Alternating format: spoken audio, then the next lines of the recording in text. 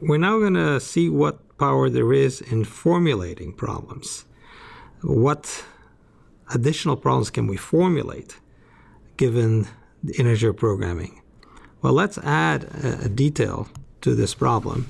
Let's add a detail that there's a fixed cost of $2 for chairs and there's a fixed cost of $3 for tables.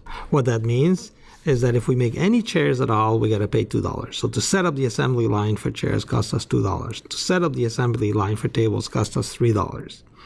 And now we can think of these as thousands, but it doesn't matter. $2, $3. Let's keep it simple.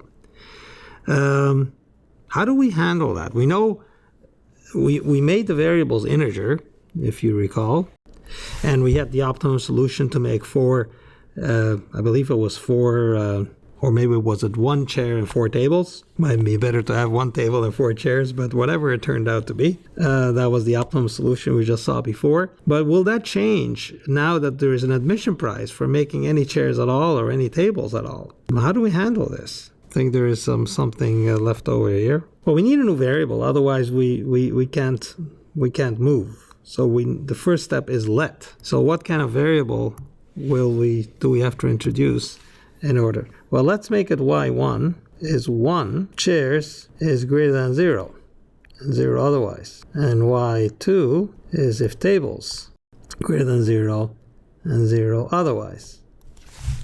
So we have two variables.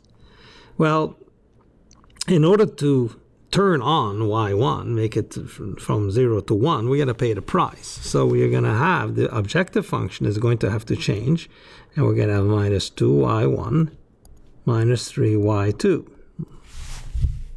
That's pretty convenient.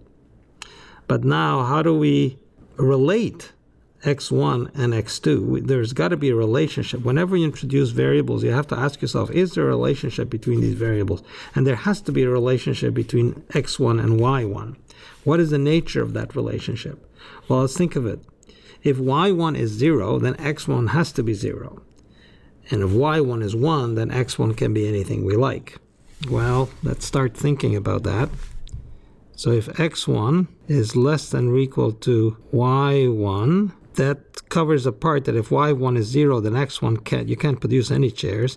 But it puts a limit of 1 chair. Now, what is the maximum number of chairs we're likely to produce? Well, right here we see it's 7.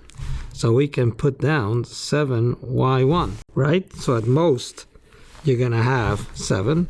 And we can have x2, 7y2. If we didn't have this constraint here, let me point to it.